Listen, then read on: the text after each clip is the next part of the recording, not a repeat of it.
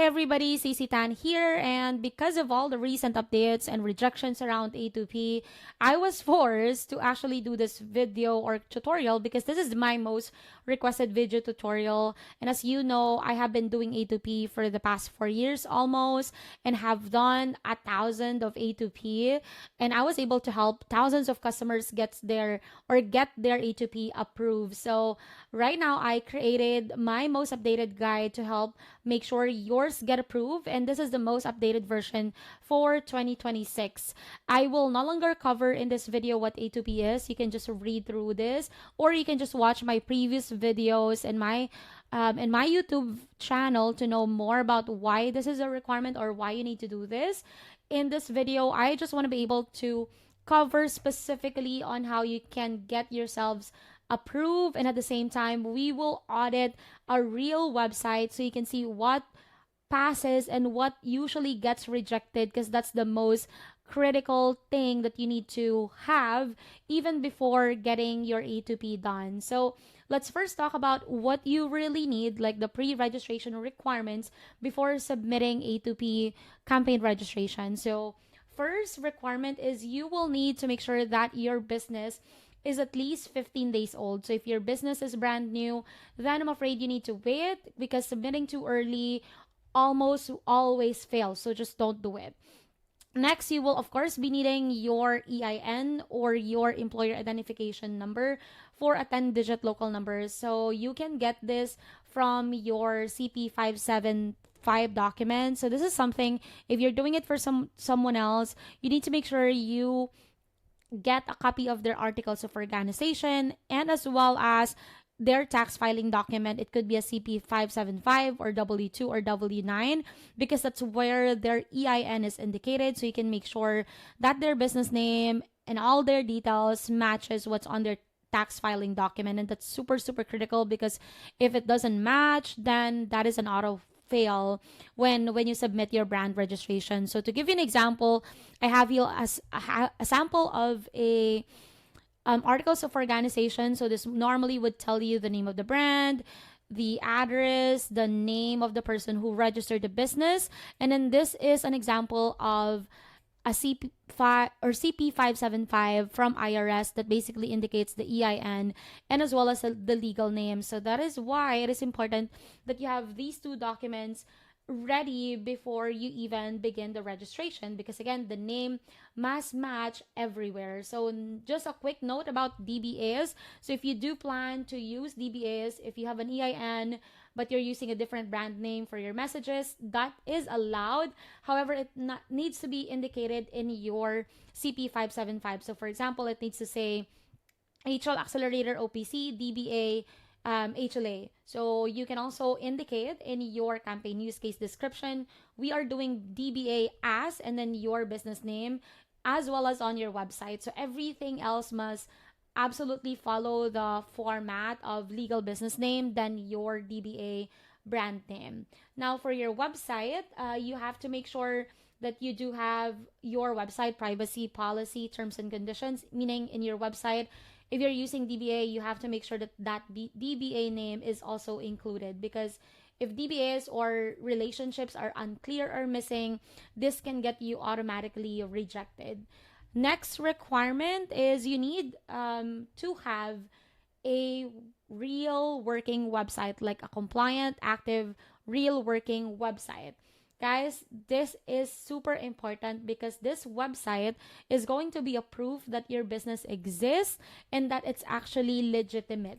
Okay, because carriers actually check on your website manually, and they will need to see if you do have, if you are running a legitimate business, because there are businesses. If you scroll down a little bit from this guide, you can see that we have businesses who are restricted from sending, marketing text messages. If you are one of these, business types, then most likely you will automatically be rejected as soon as they saw that you are one of these businesses. So that is why you have to have a working website. So now let me show you. So one of the things that I want to get started even before we jump into the registration is what really needs to be in your website. And I really want to reiterate this because, like I said, your website is your proof. This is manually checked, not automatically by a system, but a manual person going into your website, them checking all these information to see if you are compliant. So I will be opening a sample website now because first thing I look for, or the carriers would look for, would have to be your business information. So before or prior submitting your A2P registration, you need to make sure you have all these done in your website. So the first thing that we need to do, so let me just go to a sample website I have here, nightpropertygroup.com. And as you can see, I have the homepage, contact us, privacy, terms and conditions. So the first thing that they will be looking for is your business information. Basically, they will need to look if, do I see your business name clearly in your website? So for example, if let's say I'm trying to register as HL Accelerator, does it actually say, so I'm just going to go ahead and use my website here. Although because I'm located in the Philippines, A2P is not really a requirement, but what they will be checking is number one, can they see your business name? So here they can see, okay, HL Accelerator, they can see your logo. If you scroll down over to the bottom, they can see your business name. They can see your legal name. They can also see a contact us page and as well as the about us page.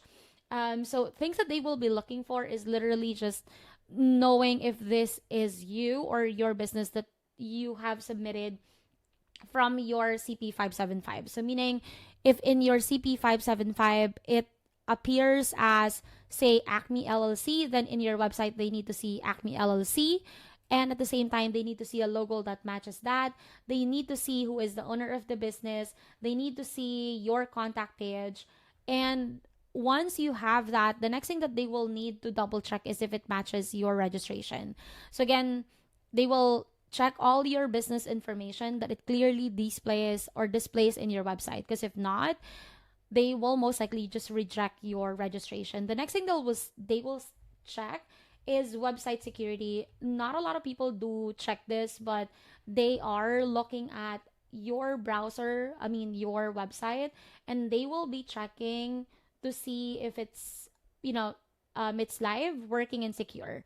So if you go all the way to the top left corner of your website URL, you can see here that there is that information, whether your website is secure or secured. You can see like a little padlock. So if it doesn't have this, they will most likely just reject your registration. So they're very much particular to make sure that it's live, functioning, and has that padlock symbol in your browser. And most importantly, guys, if you're getting your business registered as HL Accelerator, that's because that is what is in your CP-575. Guys, disregard this because this is just a sample. Say, for example, I have my business name as, so this is my articles of organization. So if it says HL Accelerator OPC, then it has to be the same in my website. And most importantly, the website URL cannot be different. So if your business is registered as HL Accelerator OPC, then the business name needs to be HLAccelerator.com. Or if you plan to use a subdomain, then they still need to see, say, HLAccelerator.com. So you can use Go, or maybe you can use website dot. So let's say you have a main website, but you're only creating say a temporary website just to get your A2P done, that's fine for as long as it matches your business name, meaning the domain URL matches exactly your business name. So again, you have to make sure it matches because automatically if they see, say, your business is XYZ Electronics and then your domain name says bestdeals.com, that will be an automatic reject. So random domain names can absolutely raise red flags for them. Next, they will have to be looking at, and this is so important, they will be looking at privacy policy in terms of service. If either one of these is missing, then that's a problem. And at the same time, you guys need to make sure that it is compliant. There are certain wordings that they're looking for inside of your privacy policy. So in this guide, I also included a sample privacy policy wording that is compliant. So you need to make sure that all of these are in your privacy policy, including making sure that you have your website name was this created, when was it last updated. Most importantly, they will be looking at how you plan to use the customer's information.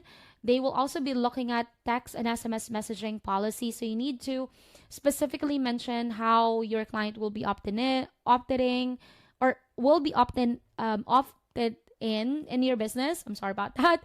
And then at the same time, they will need to find what type of different messages you're planning to send, like whether that's transactional, promotional. And if you'd notice, there is a specific messaging here that says we would only send you a promotional messages only when you have explicitly consented that.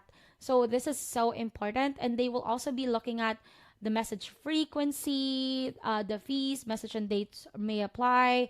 And so important, they will be looking at the opt-out instruction, and as well as these other information, including your contact us page. This is the same for terms of service. So like I mentioned earlier, you can either reword this based on your business. You can just copy and paste this entire website privacy policy and have it updated for your business, or you can just go to ChatGPT or consult a lawyer so that you can make sure that you have the right wording specifically for your website. So once you have that, you have to make sure that you have it everywhere, including privacy policy terms and conditions. At the very bottom of your page, you need to make sure that you also have a link for privacy policy terms and conditions. In your opt-in form, there has to be the link for privacy policy terms and conditions, because they would always be looking for it. So this is on your website. This is what carriers look for during the campaign review. Now that you have it, you need to make sure that you also, which is the last thing that they will be checking, is making sure that you do have the right opt-in form. So meaning, when your client visited your website and they have to provide you any information, so meaning if you do have a calendar link in your website or a contact us page like this one, you need to make sure that you have the approve, check-in, opt-in boxes, meaning the consent boxes. It has to be like 2 check boxes that specifically says what are they consenting to provide to your business as an actual consent for them to receive texts or emails from your business. Guys, if you look at the guide I do have here, so I'm going to go back at the very top. So pre-registration requirement, I have specifically stated here the exact wording that you can use in your website or in your forms, like in your opt-in forms, because there are certain disclaimers, or I would say requirement that needs to be in here. So for example, here you need to specifically specify in your opt-in, okay, what they're supposed to receive, like educational, informational, occasional marketing text messages. And then you have to include the business name. So why this is compliant? Because it clearly states the sender identity. It also includes specifically the message purpose, like what's the business activity and all that. It also disclose how we plan to send this client messages. This might include us sending an automated messages, voice messages, even AI messages. We also have disclosed, okay, how many times we're going to be sending messages. Like we need to make sure that we disclose the frequency. Although here, I specifically mentioned that's just based on their interaction, because there could be more. I cannot specifically say 10 messages because that will always be based on their interaction with my business. You have to indicate the message and data rates disclosure. There you have to indicate as well that there is this is not a consent for purchase. And here, this is so important, you need to make sure that there is the opt-out instructions, how they're gonna do that exactly, and where to send that keyword so that they can opt out. And then your second checkbox or opt-in checkbox will have to make sure that they have confirmed that they're providing you with their own phone number, their email, that they're at least 18 years old if that is a requirement for your business, and that they have agreed to your privacy policy and terms and condition. What is important here, guys, is you are linking that privacy policy and terms and conditions back to your website page, meaning this needs to be a link that they can see and read exactly what's in your privacy policy and terms and conditions. And finally, the DNC registry override. So if you'd notice, there are a couple of things that we did check here. So if I look at it, there are about at least eight step opt-in formula, so you can take a look at this guideline on what they're specifically looking for. But like I said, to make it super simpler for you, you can just go ahead and copy and paste this. Just replace the business name, replace the business activity or industry, as well as the information on where they need to send the opt out instructions. So once you have that, you just have to make sure that you have it in all of the pages. And I'm talking about not just the contact us pages, but in all of the pages that you are requesting clients information, including your calendar, your funnel, your opt-in forms. That needs to, like, should have all these two check boxes, including your privacy policy and terms and conditions, just like this example. Now that you have everything, so like I said, these are everything that the carriers will be looking at in your website. Once you're confident enough that, okay, I have everything based on your guide, then you're now ready to proceed with completing your A2P registration inside of your HighLevel account. So how do we do this? There are basically two steps to complete A2P registration. One is we're gonna have to complete first our business profile, and then second, we're gonna go ahead and submit our A2P brand and campaign registration. So what do we need to do first? The first thing we're gonna need to do is we need to, let me just go to HighLevel, and then from here you need to go to the settings, and then from here you need to select business profile. Then over here, so before typing anything, I just want you to pause here a little bit, because this section fails more people than A2P submission or form itself, because everything that you entered here, like in the general information, business physical address, authorized representative, business information, must match exactly your CP-575. I want to reiterate that multiple times, because if it's not matching, so meaning your articles of organization, your CP-575, then yeah, obviously it's going to be an automatic rejection. So if your CP-575 or articles of organization specifically says HL Accelerator OPC, then that needs to be under your legal business name. So now you're ready to fill out your business or general information. Some people will just show you to do this inside of the trust center, but for me, I would always just have my business profile settings updated, so that when I'm ready to do the A2P registration, then it will just capture all the details that I have in here automatically. And I'm going to show you in a bit what I'm talking about. So here, I'm going to enter the legal business name, and then I will have to enter the business email. Guys, this is so important as well.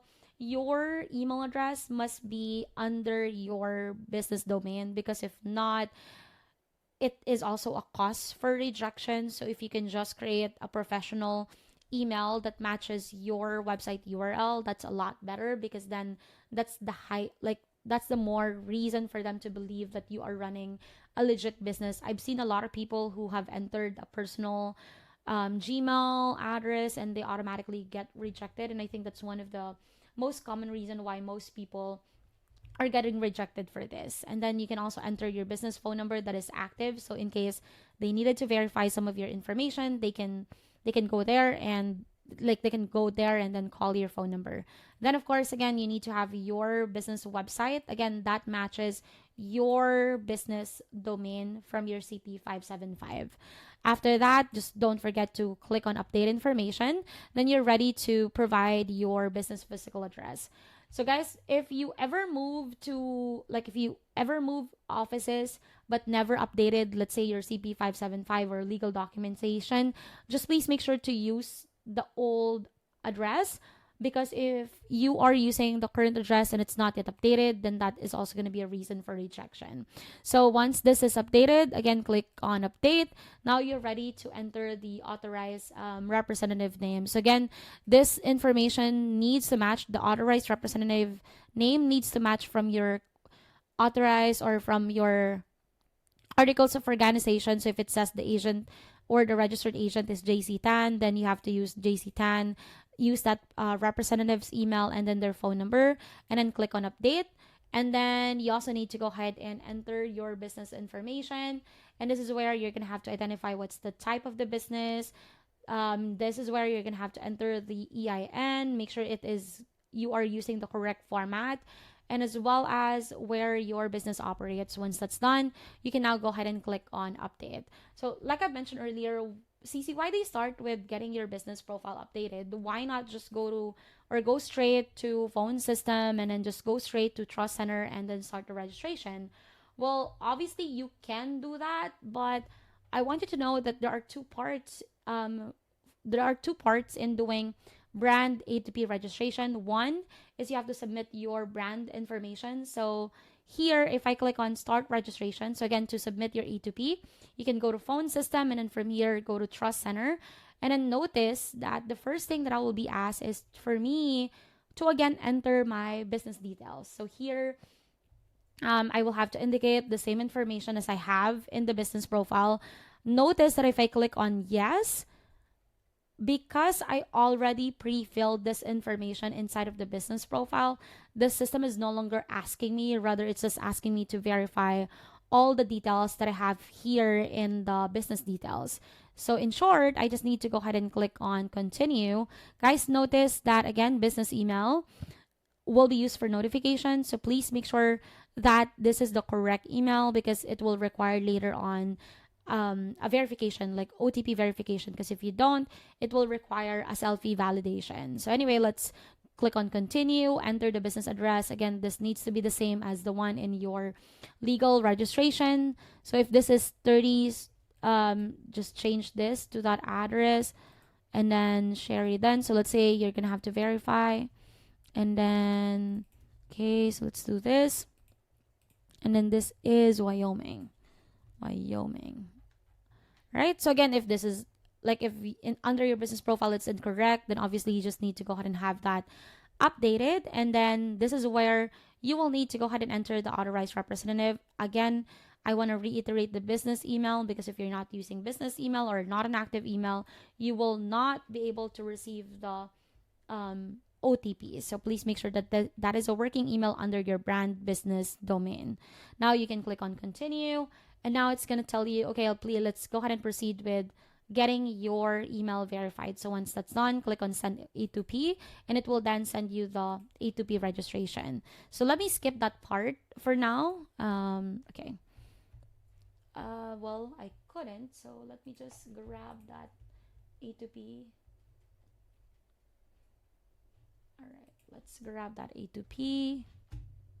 Okay, so now I was able to get that email verified. So now we're ready to move on to the next step, which is we would need to identify. So guys, these are all documented in this guide. So in case that you're not able to do it just because you don't have access, you can look at this guide so you know exactly how that's being done. So we did this part. Now we need to go ahead and enter the business type. So meaning here, let me go back. Okay, you can either select low volume registration or high volume standard. Obviously, if you are a small business not sending more than 6,000 segments per day, then by default you can just go ahead and start with low volume. But if you are a big corporation, and honestly I have not done, for the past few years that I've been doing A2P, I have not done high volume standard as of yet because it's easy to get approved with low volume standard. So please start with low volume standard, and then once you're done, then it will tell you how much it costs to now do this campaign registration. So just an update, in the past, every time you submit or every time you get rejected and every time you submit brand registration, it will ask you to make an extra payment. This time, it's only going to be just one time payment for the registration. So if you ever get rejected, you're no longer going to be charged. So thank you, HighLevel, for that update. If you need an addition, like if you need to make this fast, and I don't really do that a lot, you can just pay extra $3 for it. So now let's go ahead and click on continue. And then, all right, So we're gonna now, so we now have select continue. Now we need to go ahead and proceed with step 2, which is we need to go ahead and proceed with the campaign registration. So the first part of A2P is getting your brand approved. And getting your brand approved is automatic because they do have a database that basically checks your information. So that's automatic. They check their state government database, and then they will look at what's in your CP-575. So if it's matching, automatically you'll be verified. So you can right away see almost in real time that your business or brand has been approved right away. The thing that takes a lot of time is the campaign registration. This is what takes about at least 2-3 business days to about a week or more to get your campaign approved. So how do we make sure that you get your campaign approved? So the first thing that we're gonna do is we're gonna have to identify what's your campaign use case type. Meaning you have to be able to explain the purpose of your messages. So again, we need to just go ahead and select low volume mix, because then that is a mix reason or mix purposes of us sending text message. Because if you accidentally just select two-factor authentication, then the system will only allow you to send security text messages. If you've only selected customer care, then that's only limited to just customer care messages. That's why you need to select mix so that you can also send different marketing promotional text messages or notifications. So like that's mix type. Okay, so in here, we need to go ahead and indicate our campaign description. And this is so critical because you need to be able to explain the purpose of your messages.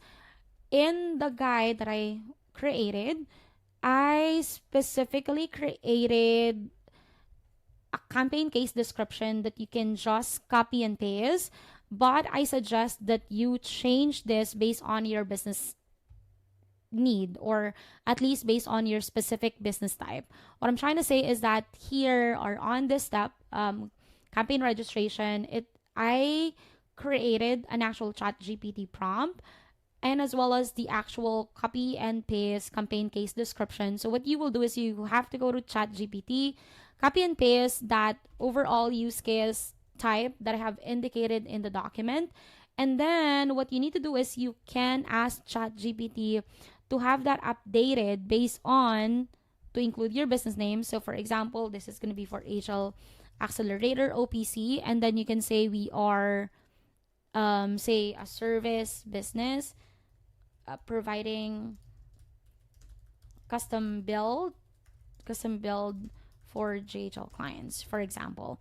So you need to have this updated that is based on your business activity specifically. Okay, and you also need to consider whether, okay, do I want to send clients appointment reminders? Is this applicable for my business? Because if not, you can remove it, because this overall use case include everything, including, okay, we will be sending confirmation message, appointment reminders, direct responses, direct marketing. If you think that all of these applies, then that's fine. You can just go ahead and automatically paste that into chat GPT, and then it will now provide you with an updated overall SMS use case or campaign description. And I want you to copy and paste everything. This is so detailed to make sure that they know, okay, when and why we're using or why we're sending text messages. So we have included all of our use cases here. It should be limited to at least 4,000. Let me just double check that. But it will be limited to just 4,096 characters. And again, that's already included in the guide, so you can just copy and paste it. So once you have it, okay, let's make sure. Okay, there you go. You can also see samples here. You can use this, but I suggest you use mine because I have used this 1,000 times and have never been rejected. Now, the next thing we're gonna do here is we need to enter our sample message. I also have a copy of that sample message. You just need to have that updated with your business name. So for example, hi, this is CC. This needs to indicate exactly the person in your business. From, let's say, this is from HL Accelerator, your appointment service for, and then you can say for JHL Build is on January or February 8th, 2026 is confirmed. So you can copy that exact sample messages. And guys, do not forget to have the name updated with your name, with your business name, with your service, and all that information. Because if you failed to indicate that, then that could also be a reason for rejection. Okay, now, so again, add your sample messages. And then over here, you can check both boxes for embedded link and as well as for phone number. If your business needs to have age-gated content, then you can just enable this. If not, then you can leave it off.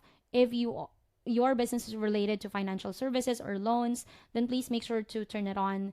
Just take note that if you are in one of these businesses, normally the campaign registration will take a lot of time because they will be needing to double check a lot of information about your business, because that is also part of those businesses that they don't allow to send marketing text. So once you're done, then now we need to indicate our consent details, meaning what is our opt-in method. So you can indicate, okay, you now have all these guides. So if you have your website form, you can see what they're going to be looking for, and I think I've already included this in my guide.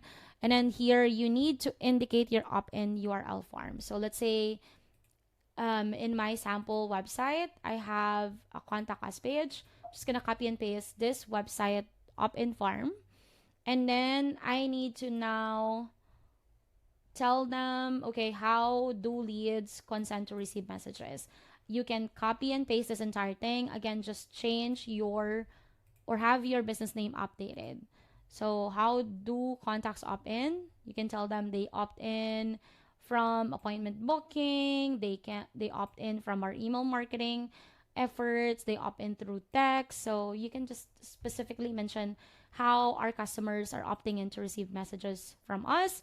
And then finally, how do they opt out? Meaning we have to provide it in. So this is the opt-in, and then what do they get? What do they get as soon as they opt in? So you need to provide that sample message, like thank you for submitting, update your business name again. So here, let's go back and then just have this updated to your business name. Guys, please make sure to not forget to have all these your business name updated. Okay, now this is really new. So business website compliance checklist. We did everything here. So as long as you know and you're confident that you have done all these audits, now you can go ahead and proceed with review application. This is very nice, and thank you HighLevel for doing this website checklist, because this is obviously will remind us what are the things we need to check before submitting this application, because again, once this is rejected, then you have to redo the process. So might as well check everything, and it's important you have the website audited based on what we have reviewed earlier, and then go ahead and submit. Please take note that once it is approved, now it will tell you that, okay, brand status is approved, campaign status is now approved. So yeah, this is not about tricking the system. When everything matches, approval usually comes back within 3 to 7 business days. So again, you have to remember that A2P is about proving you have a real business that respects your customers' consent. So once you understand that, then I believe A2P becomes straightforward and predictable. So in this video, I also have indicated an updated A2P guide for 2026. So just make sure to get the guide, make a copy of the guide so you can use it for your own business. So if you like this video, please don't forget to like and subscribe. And at the same time, please leave a comment if you have additional inputs about this A2P registration.